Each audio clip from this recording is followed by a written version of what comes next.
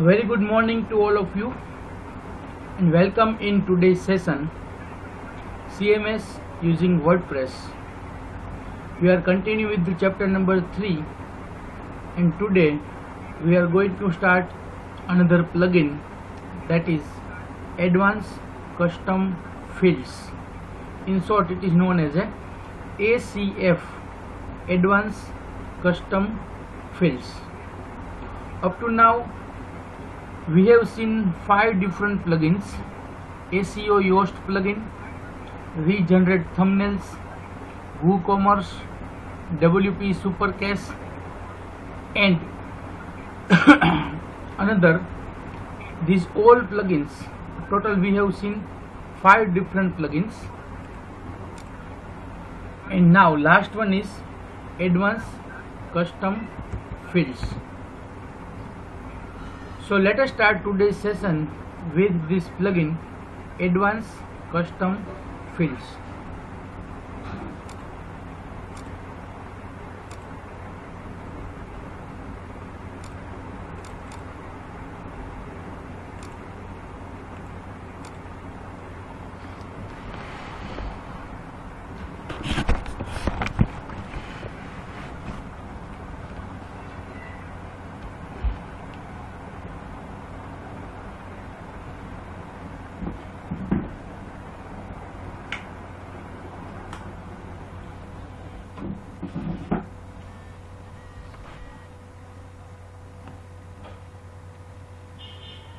Now I have shared my screen. Is it visible? Just write yes or no in chat box and then we will continue. Okay, fine, very good. Chalo. Advanced Custom Field plugin.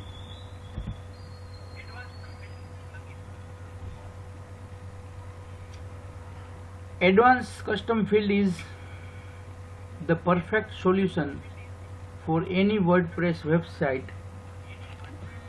which needs more flexible data like other content management systems.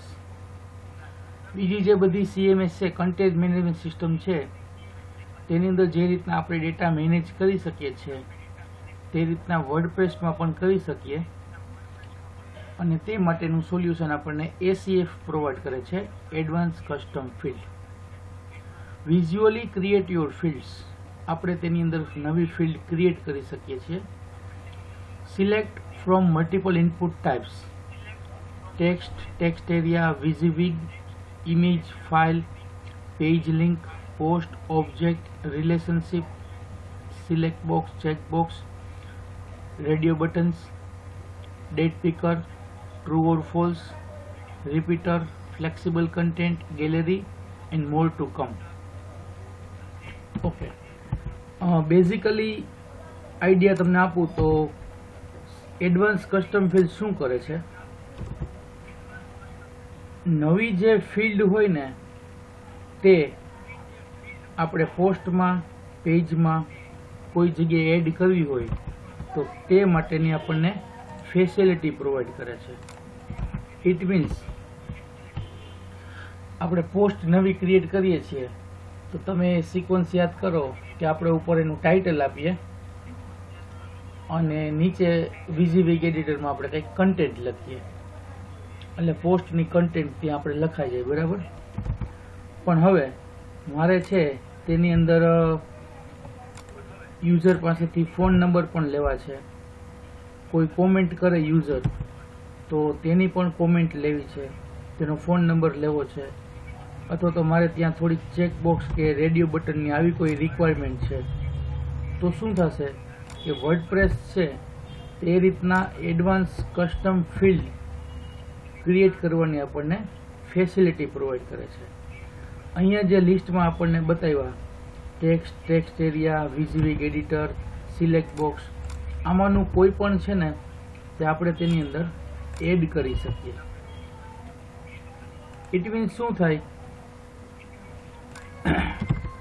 કે જુદી જુદી facilities user પાસે આપણે યુઝરને આપવી હોય તો નવી નવી કસ્ટમ ફિલ્ડ છે તે આપણે તેની અંદર એડ કરી શકીએ. નાઉ સી હિયર, વર્ડપ્રેસની અંદર આપણે પોસ્ટ એડ કરીએ એટલે પોસ્ટની અંદર જઈએ અને એડ ન્યૂ પોસ્ટ ઉપર ક્લિક કરીએ એટલે નવી પોસ્ટ આપણને એડ કરવા દે. હવે આપણે જેટલા પ્લગઇન્સ ઇન્સ્ટોલ કરેલા છે ને SEO યોસ્ટ સાથે એ બધા પણ આની અંદર તે એલિજિબલ થઈ જાય એટલે આપણને જે તે જગ્યાએ એની ઇફેક્ટ આવતી હોય તે પણ ડિસ્પ્લે થાય. સપોઝ કે અહીંયા એડ ન્યૂ પોસ્ટ, તો અહીંયા એમ લખું કે મંડે મોર્નિંગ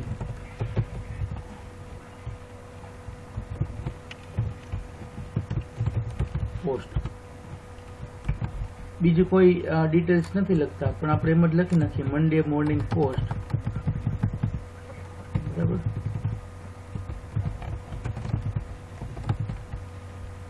અત્યાર સુધી આપણે આ બે જ વસ્તુ એડ કરતા હતા, ટાઇટલ અને કન્ટેન્ટ. બરાબર. હવે નીચે તમે જુઓ એટલે SEO યોસ્ટ આપણે પ્લગઇન એન્ટર કરેલું છે. તો SEO યોસ્ટ પ્લગઇન માટે SEO, એની રીડેબિલિટી, સોશિયલ મીડિયા અને એડવાન્સ એના પ્લગઇન પણ આપણને સેટિંગ્સ કરવાની ફેસિલિટી આપે છે. એક ફિલ્ડ મેં અહીંયા એડ કરેલું છે, જુઓ તમે, ફોન નંબર. ફોન નંબરમાં એન્ટર યોર ફોન નંબર. અહીંયા મેં પ્લેસ ઓર્ડર પણ મૂકેલું છે કે ડિજિટ્સ ઓનલી. અહીંયા કોઈ પણ હું ફોન નંબર છે તે એડ કરી શકું એ રીતનું આ મેં અહીંયા એક એડવાન્સ કસ્ટમ ફિલ્ડ મૂકેલું છે. બરાબર. બાકી સામે બધું જે કન્ટેન્ટ છે તે સેમ, તેનું ફોર્મેટ, તેની કેટેગરી સિલેક્ટ કરી શકીએ અને ટેગ આપવો હોય તો ટેગ અને ફીચર્ડ ઇમેજ. ના આટલું કરીને હું અહીંયા પબ્લિશ કરું છું એટલે એક મારી આ મંડે મોર્નિંગની પોસ્ટ છે એ પબ્લિશ થશે. પછી અહીંયા વ્યૂ પોસ્ટની લિંક આવશે એટલે વ્યૂ પોસ્ટ ઉપર ક્લિક કરી અને હું એ પોસ્ટ છે તે જોઈ શકીશ. સી પોસ્ટ મારી ક્રિએટ થઈ ગઈ.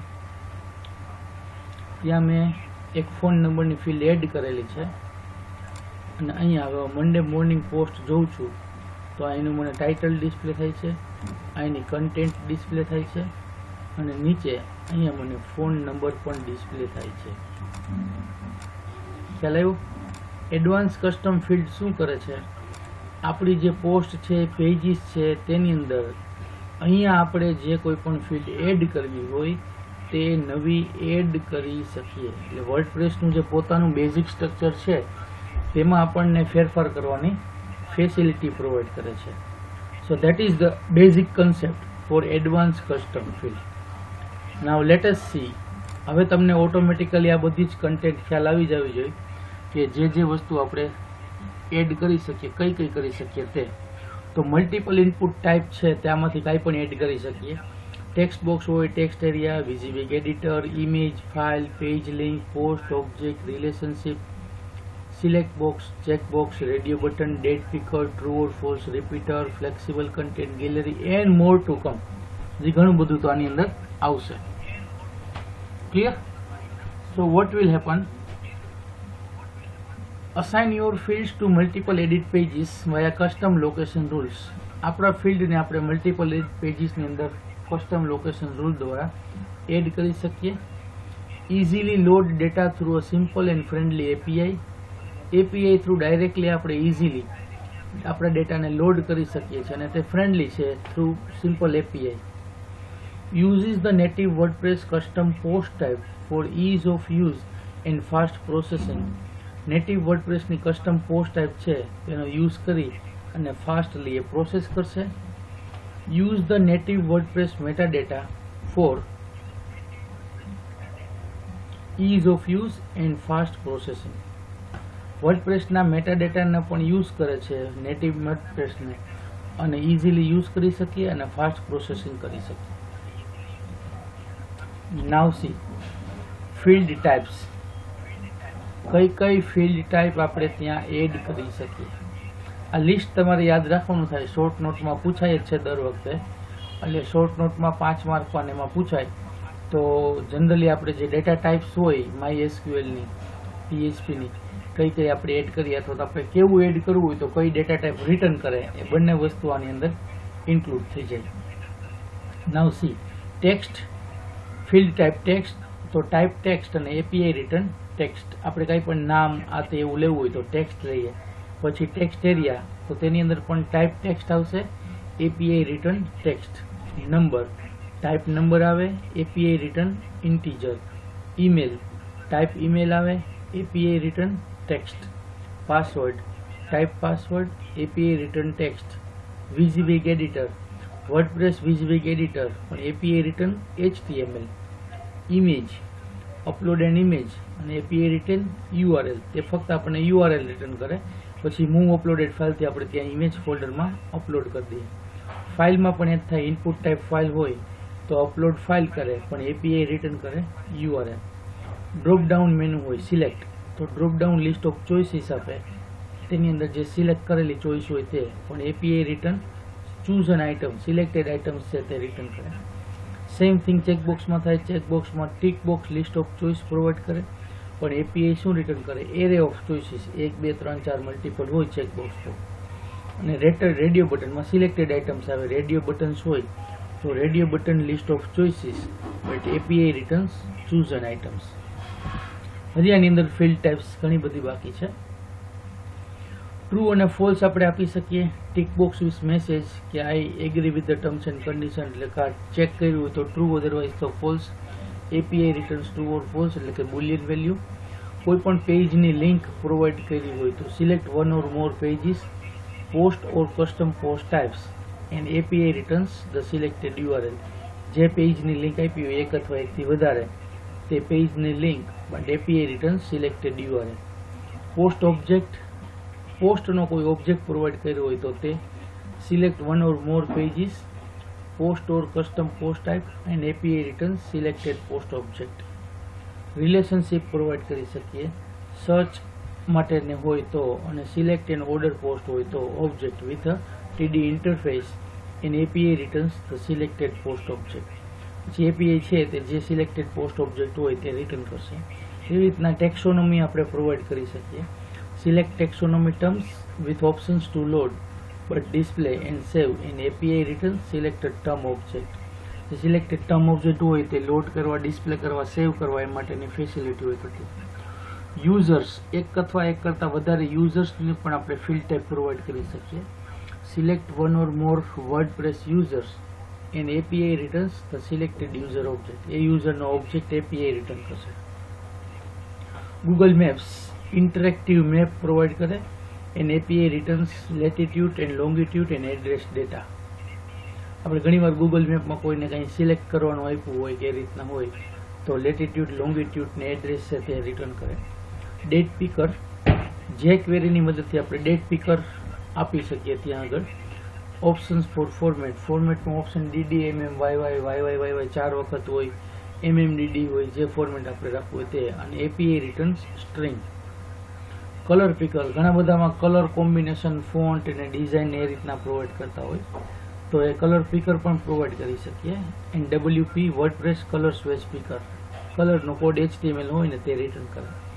Tab, group field into tabs, multiple tab provide કરી અને ગ્રુપ એનું ક્રિએટ કરતા હોય તો તે. અને message, render custom message into the field, custom message ફિલ્ડમાં પ્રોવાઈડ કરવું હોય તો. અને finally custom create your own field type, આપણી પોતાની કોઈ ફિલ્ડ ટાઈપ આપણે ક્રિએટ કરવી હોય તો. So we can say that ACF છે ને તે ખૂબ જ ઇમ્પોર્ટન્ટ છે. આપણને કોઈ પણ યુઝર્સ છે, ક્લાયન્ટ છે, એ આપણી વેબસાઇટમાં કસ્ટમાઇઝ કરવાનું કહે તો ફરજિયાત આપણે ACFનો જ યુઝ કરવાનો થાય. કે તેની અંદર એમ કે મારે અહીંયા નવી ફિલ્ડ જોઈ છે, આટલું આટલું મારે એડ કરવું છે.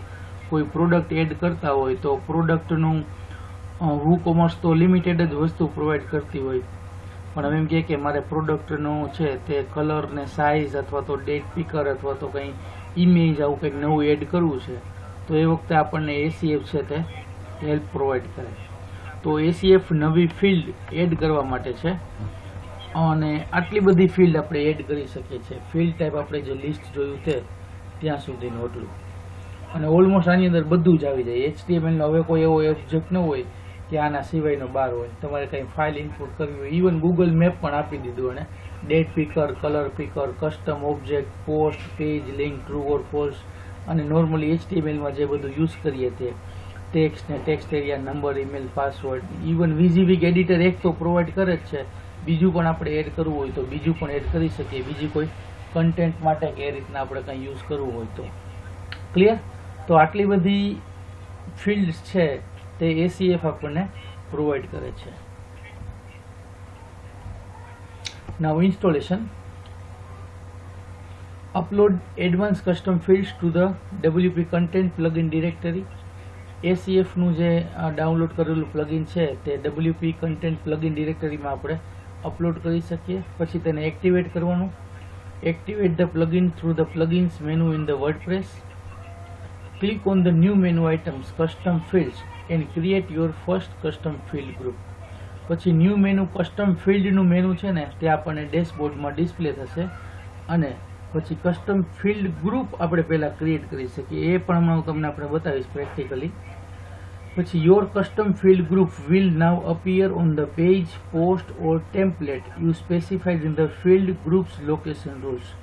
પછી આપણે જે ક્રિએટ કરેલી કસ્ટમ ફિલ્ડ છે તે કઈ જગ્યાએ અપિયર થાય આપણે તે સિલેક્ટ કર્યું હોય ક્રિએટ કરતી વખતે કે પેજમાં, પોસ્ટમાં, ટેમ્પલેટમાં આપણે જે ફિલ્ડ ગ્રુપનું લોકેશન સ્પેસિફાઈ કરીએ તે જગ્યાએ તે અપિયર થશે. એ અપિયર થાય એ માટે આપણે એનું કંઈ ડોક્યુમેન્ટેશન છે તે જોઈ લેવું પડે. Read the documentation to display your data. આપણો ડેટા ડિસ્પ્લે ડાયરેક્ટલી નહીં થાય તે માટે આપણે PHPની અલગ અલગ ફાઇલમાં કોડિંગ જાણતા હોઈએ તો એ માટે આપણે એને ચેન્જીસ કરવા પડે. ત્યાં પ્રમાણે આપણે એનું પ્રોસેસિંગ કરવું પડે. And finally advance custom fields is an open source software. Advance custom field છે તે ફ્રીવેર છે, ઓપન સોર્સ છે. And that's all about advance custom fields. ચાલો બેઝિકલી થિયરિકલ આખું વર્ક આપણું પૂરું થાય છે. એડવાન્સ કસ્ટમ ફિલ્ડ શું છે, કેટલી કેટલી ફિલ્ડ એડ કરે, થિયરિકલમાં કંઈ ન સમજાણું હોય તો તમે પૂછી શકો છો, અથવા બેઝિક ખાલી પ્રેક્ટિકલનું આજે ઓવરવ્યૂ તમને આપી દઉં. આવતીકાલે ડિટેલમાં આપણે એનું પ્રેક્ટિકલ જોવાના છીએ. અથવા તો પ્લગઇનનું ઇન્સ્ટોલેશન પણ આપણે જોઈ લઈએ. પણ ઓલરેડી મેં ઇન્સ્ટોલ કરેલું છે. ઇન્સ્ટોલેશન આમ તો ઇન્સ્ટોલેશન ઇઝી જ છે. સી પ્લગઇન્સમાં જવાનું,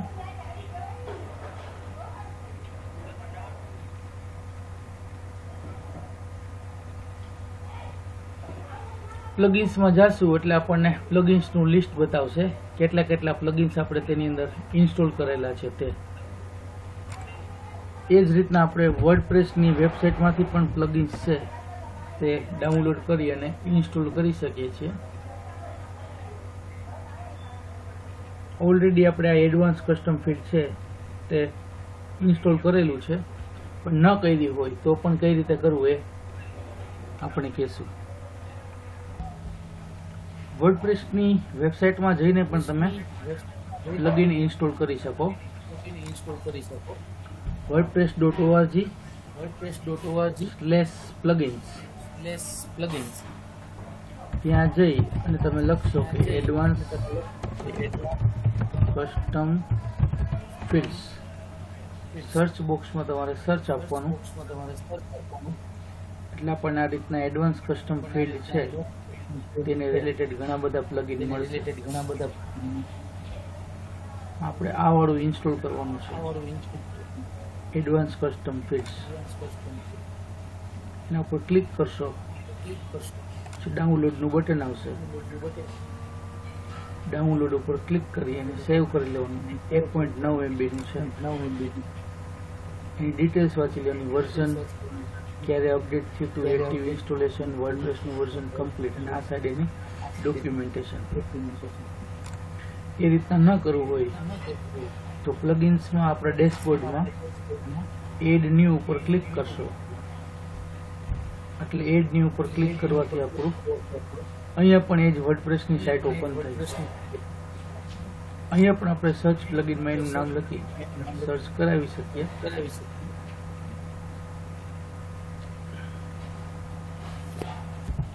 તો અપલોડ પ્લગઇનમાં જઈ અને તમે અહીંયાથી અપલોડ વાળું બટન ક્લિક કરશો એટલે આ રીતના બ્રાઉઝનું બટન આવશે.